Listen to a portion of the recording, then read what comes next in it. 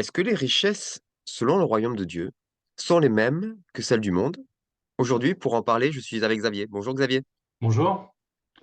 Alors, la Bible parle de richesse. Il y a un verset quand même un petit peu étonnant. J'aimerais que tu puisses le reprendre avec nous. C'est celui où la Bible parle de richesses incertaines. C'est quoi des Mmh. richesses incertaines? Ouais.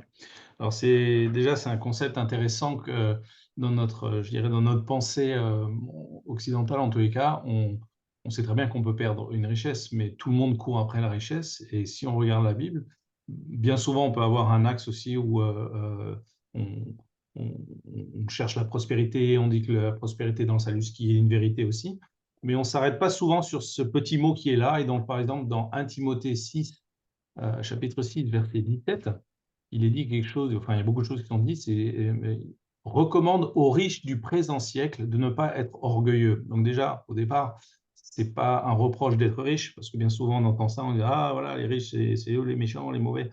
C'est pas ce qui est dit là, il dit: «Ceux qui sont riches, de voilà un conseil pour eux, qu'ils ne soient pas orgueilleux et de ne pas mettre leur espérance dans des richesses incertaines». Donc la clé, c'est l'espérance, Mmh, confiance, votre foi, votre désir et cetera, dans quelque chose que Dieu, lui, considère comme incertain et la question qu'on doit se poser: «Pourquoi c'est incertain?»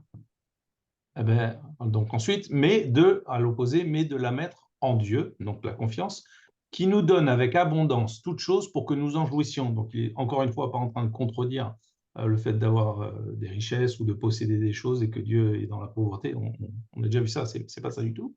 Mais, la question est, une forme d'idolâtrie de confiance. C'est-à-dire, de ne pas savoir déjà d'où vient notre richesse et puis de croire que ce que l'on possède, c'est le centre des choses et que, Dieu nous dit: Ça peut disparaître».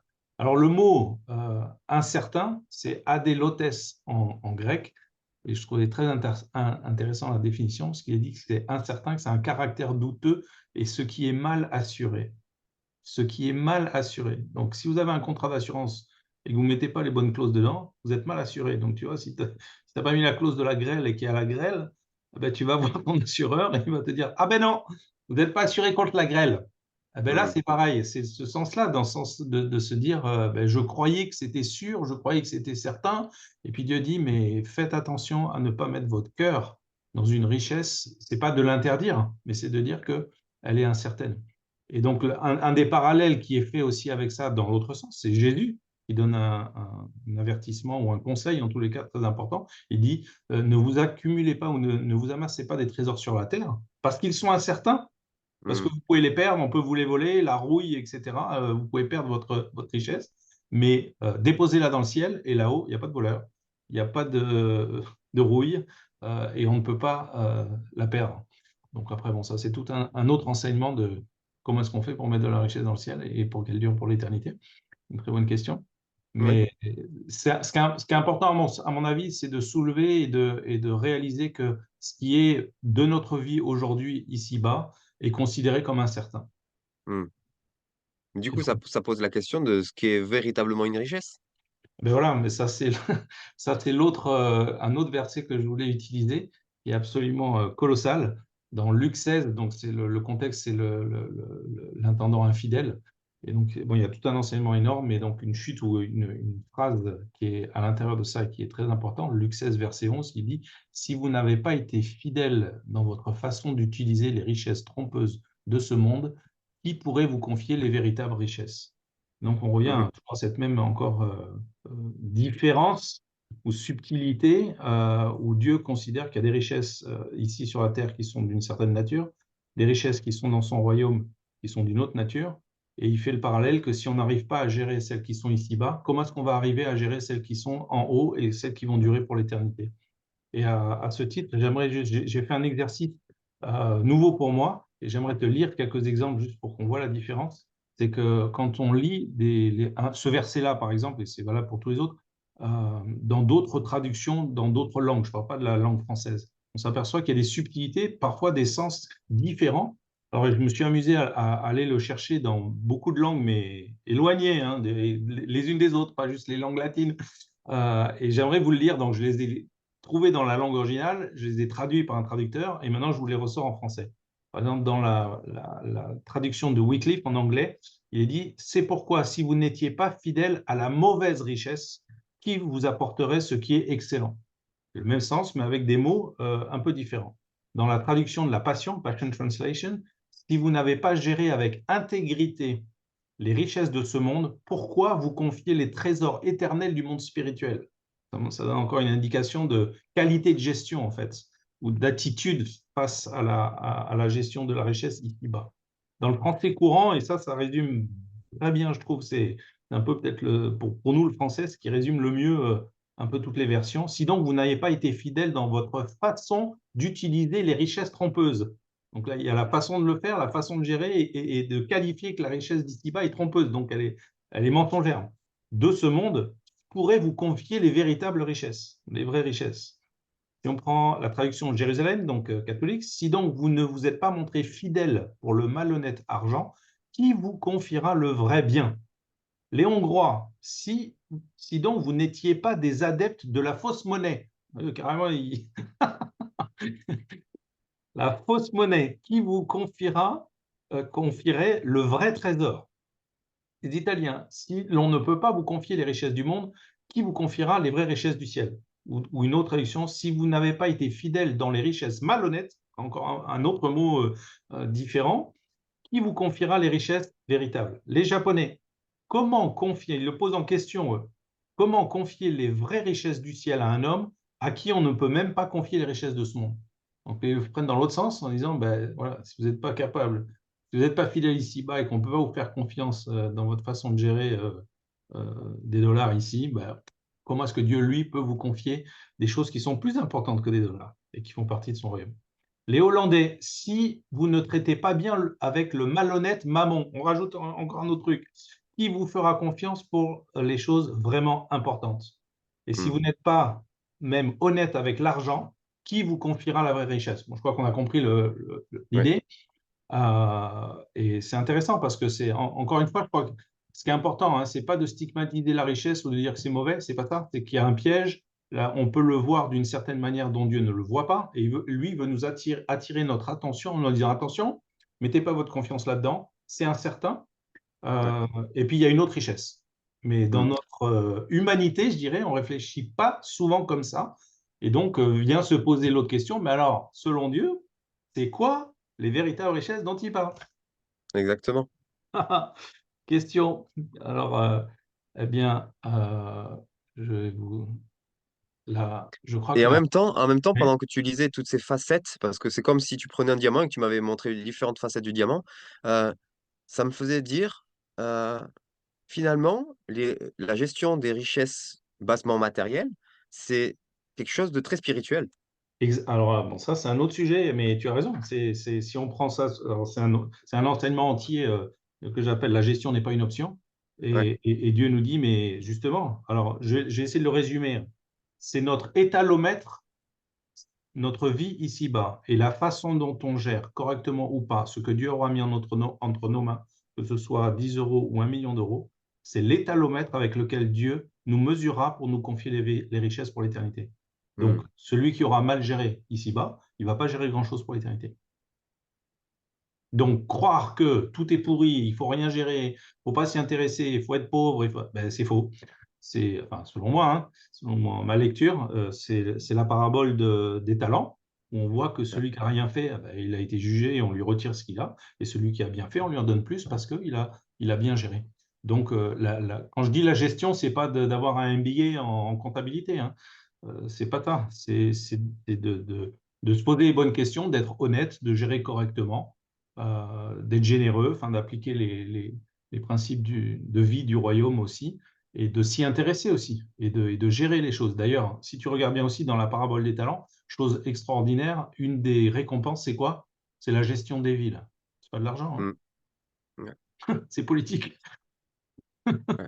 Alors, si tu n'es pas capable de gérer l'argent, comment est-ce que tu peux gérer une ville? Ouais. C'est encore pire, hein. Donc est-ce qu'il y aura des villes dans le royaume pour l'éternité? Je le crois.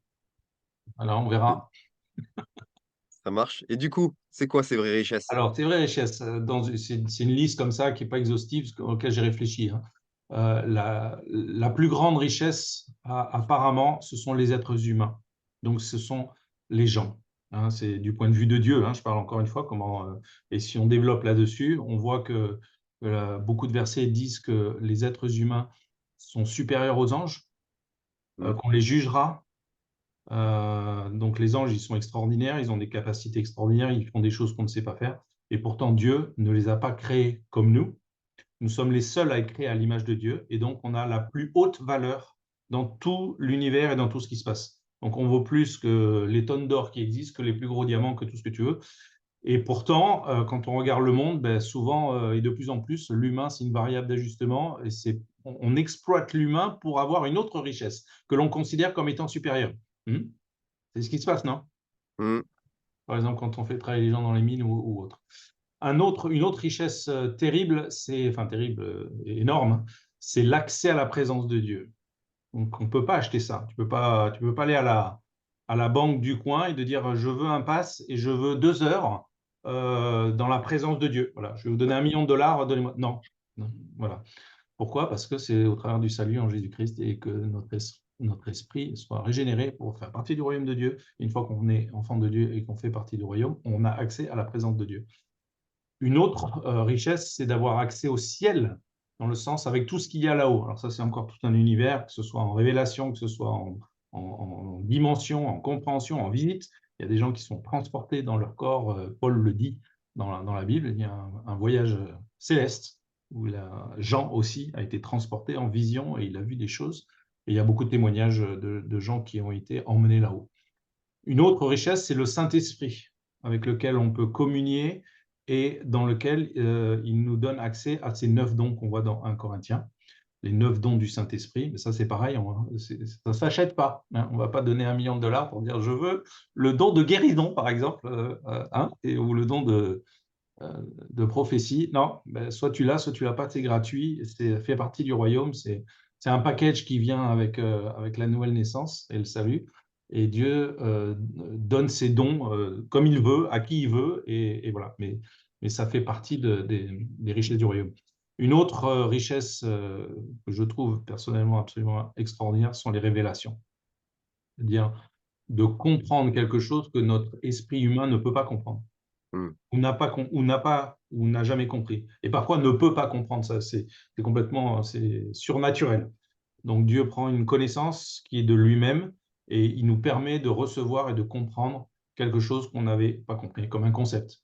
Comme un exemple qui me vient à la pensée comme ça, Einstein, quand il a compris la théorie de la relativité, je ne sais pas si c'est une révélation de Dieu directe comme ça, mais il a bien compris quelque chose qu'il n'avait pas compris Mmh. et que les autres peut-être ne comprennent toujours pas d'ailleurs, hein, tellement c'est compliqué. Donc voilà, les révélations sont continuelles, sont infinies, dans le sens que la parole nous dit que plus on avancera dans le temps, il y aura des mystères et des choses qui seront révélées. Et il y a pas mal de versets qui nous disent qu'il y a des mystères. Et quand on parle d'un mystère, par définition, c'est caché. Ouais. Euh, un verset qui dit quelque chose aussi de différent, c'est dans Romains 14, verset 17, car le royaume de Dieu, ce n'est pas le manger et le boire, mais la justice, la paix et la joie. Ben, c'est pareil, la joie, je ne sais pas si on peut l'acheter, tu vois. Beaucoup croient qu'on peut l'acheter, hein. Quand j'aurai mon yacht de 10 millions de dollars, Ouais. j'aurai la joie. Ben, c'est pas sûr. Ou alors elle sera éphémère ou très courte. Alors que la joie, ben, si la Bible dit que la joie fait partie du royaume, c'est surnaturel, c'est pas lié aux circonstances. C'est pas lié à ce que je possède ou ce que je possède pas, ou ce que je fais ou ce que je ne fais pas. Quelque chose qui est autre. La Mmh. paix, c'est pareil, hein. Beaucoup de gens ne sont pas en paix et ça ne s'achète pas. Alors, je ne parle pas de la paix de la guerre entre les nations ou tribus ou autres. Je parle Mmh. d'une paix intérieure de chaque être humain qui, quand tu te réveilles le matin, est-ce que tu es en paix avec toi-même ou est-ce que tu ne l'es pas? Et bien sûr, beaucoup de gens sont traumatisés dans le sens de vivre des difficultés et ils ne sont pas du tout en paix. Donc, on peut être riche et milliardaire et pas du tout être en paix, ne pas vivre dans la justice, mais être dans l'injustice et être dans la tristesse. Donc, ça montre bien le décalage. Les relations aussi, c'est un autre axe absolument colossal. Et dans Luc 16, dans le même passage, avec le verset que je vous ai cité, il y a un autre verset. Et moi, je vous dis, faites-vous des amis avec les richesses injustes. Donc, les richesses incertaines, c'est le même, hein, c'est la même notion. Les richesses, on pourrait dire incertaines. Quand il dit, faites-vous des amis. L'objectif, c'est de se faire des amis. Pourquoi? Faites-vous des amis. Il ne dit pas chercher la richesse. Il dit faites-vous des amis par le moyen des richesses incertaines ou trompeuses ou injustes. Pourquoi? Pour que ces amis, ils vous reçoivent dans les tabernacles éternels quand ces richesses viendront à vous manquer. Donc Dieu vise l'éternité. Et ce qui va traverser l'éternité n'est pas ton compte en banque sur la terre, mais les relations que tu auras créées pendant ton passage sur la terre. Énorme. Mmh. Donc nous, on est là à se dire, ah, il me faut de l'argent, de l'argent, de l'argent, de l'argent, au détriment des relations, on casse les relations, on brise les relations. C'est un piège, en fait. On Mmh. vise quelque chose qui va disparaître. Et il y a d'autres versets qui disent, nu tu es arrivé, nu tu repars. Mm. Tu n'emporteras pas ta villa et ton coffre en banque, tes bijoux, etc. Voilà, ça c'est la liste que j'ai. Il y en a certainement d'autres, mais je vois en tous les cas un différentiel, enfin une différence énorme de la point de vue de la pensée de Dieu, qui lui, encore une fois, n'est pas contre les choses matérielles, mais c'est comme si l'humain, lui, il est vraiment concentré sur autre chose, bien souvent, et je vais le développer après en pensant que c'est ça qui va amener le bonheur, en fait. Mmh. Mais, justement, cette liste que tu viens d'établir, elle est en contradiction totale avec, ce à quoi on a été biberonnés, nous, par, la télé, les médias, qu'on pourrait, résumer par, le rêve américain, ou aujourd'hui le rêve de Dubaï. On est aux antipodes de ce rêve-là. Ouais, tout à fait. Alors justement, j'aimerais te lire, je suis tombé sur c'est un article que j'ai lu sur internet et qui est issu de personnes qui ont fait des recherches, des études, etc. Je lis simplement leur texte. Le rêve américain coûte bien plus que ce que la plupart des gens gagneront au cours de leur vie. C'est-à-dire que là, ce que l'on pense être le nec plus ultra, ce qu'il faut acquérir ou là où il faut aboutir, en fait, est un système en faillite. C'est ça qu'il faut comprendre.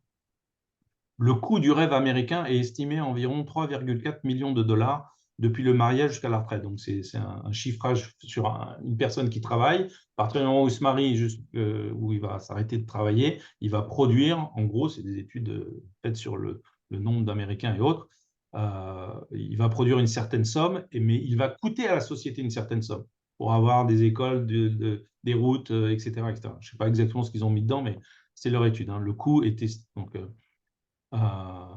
voilà, selon une analyse récente du site financier. Donc, ça va coûter 3,4 millions. Dans le même temps, le salaire médian du travailleur américain lambda s'élève à 1,7 million. Donc, le delta, c'est 1,7 million pour chaque Américain lambda qui a un salaire médian. Donc, le reste de la société, donc enfin, le système pour exister tel qu'il est en disant que c'est ça le rêve américain, coûte 1,7 million de dollars par Américain Mmh mh. durant leur vie. Donc, si tu réfléchis à ça, tu le multiplies par je ne sais pas combien de dizaines de millions, et on se retrouve avec une dette colossale qui est la dette américaine Mmh. de X trillions de dollars. Une autre analyse réalisée aux USA Today montre que le financement du rêve américain coûte environ 130 000 dollars par an pour une famille de 4 personnes, et le revenu médian des ménages est d'environ 74 450 dollars, donc un delta de 55 550 dollars. Donc, ce pas les mêmes chiffres, mais on voit bien que ça dépense plus, il faut produire plus de richesses pour créer un environnement qui dit c'est ça le rêve américain que ce que la personne va gagner. Donc, forcément, il faut bien le payer, et ça, c'est la dette. Donc, je me suis posé la question dans le chat GPT, c'est quoi le rêve américain? Quelle est la définition? Alors voilà leur définition. Le rêve américain est une idée selon laquelle n'importe quelle personne vivant aux États-Unis, par son travail et son courage et sa détermination, peut devenir prospère. Donc la clé, c'est tu arrives en tongs et tu finis en belles chaussures en cuir. Et c'est ça le rêve américain. La perspective de prospérité par l'enrichissement personnel fait partie intégrante du rêve américain, the American Way of Life. Hein, c'est le style de vie américain qui désigne un mode de vie fondé sur une société de consommation. Et là, c'est une clé importante, société de consommation. Donc le Mmh. rêve qui te dit, enfin, le rêve qui est un mensonge, où on te dit, si tu arrives à consommer, tu seras heureux. Et donc, si tu veux consommer, ben, il faut avoir de l'argent. Pour avoir de l'argent, il faut rêver à avoir de l'argent et tout faire et te concentrer pour faire ça. Tout ça pour créer une société qui, au final, coûte le double de ce que tu vas pouvoir produire, pensant que c'est l'aboutissement de la vie, quoi. Bon, je veux dire, il y a quand même un bug. Qui est, à mon avis, fondé, et présenté comme symbole de prospérité capitaliste est devenu un sujet d'envie pour les Européens, par exemple. Cette idée est néanmoins un des principaux moteurs du courant migratoire vers les États-Unis, l'un des plus importants dans l'histoire de l'humanité. Intéressant. Mmh. Les gens courent vers ce rêve en leur disant, voilà. La question que nous nous posons est la suivante. Qu'est-ce qui n'a pas marché? Comment se fait-il que les personnes les plus riches du monde, au cours de ce qui aurait dû être la période la plus riche de leur histoire, 1980-2020, aient fait si peu de progrès et aient même régressé selon la plupart des indicateurs? Dernière citation, le chiffre le plus révélateur de la période 1980 à 2020 est le montant de la dette nationale qui s'élevait à 34 000 milliards de dollars. Chaque dollar de cette dette était une marque de honte. Les baby boomers voulaient obtenir des choses sans devoir les payer. Ils l'ont fait en laissant la facture à leurs fils et à leurs filles et en leur donnant des choses à payer sans les avoir obtenues. Les jeunes Mmh. générations paieront probablement toute leur vie et probablement via une forme de chaos financier et avec des prix plus élevés pour les biens et les services fournis à leurs aînés. Donc, si je résume, le modèle tel qu'on le conçoit du rêve américain, il n'y a pas que les Américains, l'Europe, on pourrait dire que c'est la même chose, hein, je veux dire, la société occidentale, c'est un Ouais. mensonge. C'est basé sur de la dette, sur quelque chose qu'il va falloir un jour payer, puis ça va se rétrécir, et à un moment donné, ça va se dire, ben, on ne peut plus continuer comme ça. Il Ouais. faut déconsommer, puisque c'est basé sur la consommation, hein, et si tu, je suis sûr que tu as entendu ça comme moi tout le temps, où dès qu'on dit que l'économie va mal, c'est parce que les ménages ne consomment pas. Donc, il faut Oui. encourager les ménages à consommer parce que c'est la relance de l'économie et tout est lié, etc. Et c'est pas faux dans le sens que si les gens ne dépensent pas, ben forcément, les entreprises ne tournent pas, etc., etc. Donc, voilà pour cette partie-là. Du coup, si j'ai bien compris, ça veut dire que, pour ceux, les quelques qui vont vivre ce rêve occidental, ce rêve américain, obligatoirement, ça va être au détriment de quelqu'un d'autre.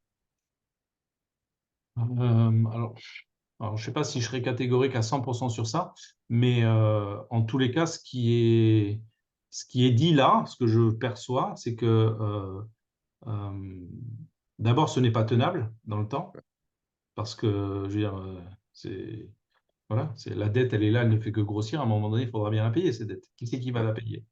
Mmh. Si on continue, si tu gagnes 1000 et que Oui. et qu'il faut 2000, à un moment donné, Mmh. si on te dit, bon, ben maintenant, on va dépenser que 1000. Donc, on va diviser par deux tout ce que l'on a.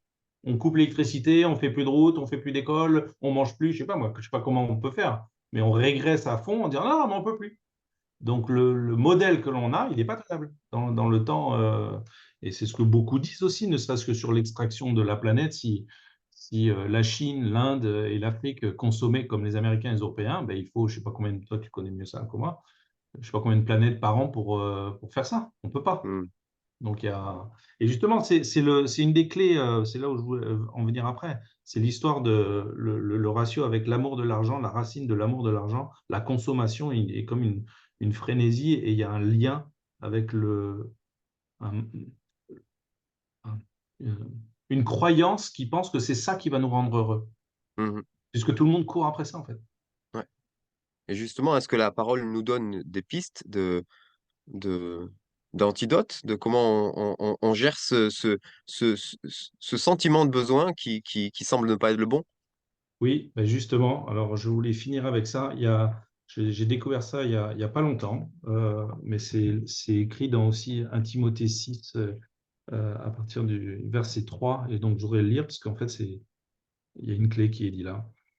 Voilà ce que tu dois, donc c'est Paul qui parle à Timothée et qui dit, voilà ce que tu dois enseigner et recommander. Si quelqu'un enseigne autrement, donc pas la même chose, et ne marche pas selon les saines paroles de notre Seigneur Jésus-Christ, et selon la doctrine conforme à la piété. Donc on s'aperçoit qu'il y a une doctrine de la piété, ce que personnellement je n'ai jamais entendu d'enseignement, ni vu un livre. C'est pas la pitié, hein, c'est pas la pitié salpêtrière à Paris, hein, pour les soins, c'est la piété. Et donc l'enseignement de Christ et la doctrine de la piété. Et Paul il dit, si on ne marche pas selon cette doctrine-là et qu'on marche autrement, voilà les conséquences. Cette personne est enflée d'orgueil, il ne sait rien, il a la maladie des discussions et des disputes des mots. De là naissent l'envie, la discorde, les calomnies, les mauvais soupçons, les contestations interminables d'hommes à l'esprit corrompu, privés de la vérité et qui considèrent la piété comme une source de gain. Alors ça, c'est encore tout un autre chapitre, je ne vais pas rentrer dans cette histoire. Certes, c'est une grande source de gain que la piété si l'on se contente de ce que l'on a. Mmh. Et la clé, c'est le contentement. Et je vais développer après. car nous n'avons rien apporté dans le monde, comme aussi nous ne pouvons rien en emporter. C'est ce que je disais juste avant.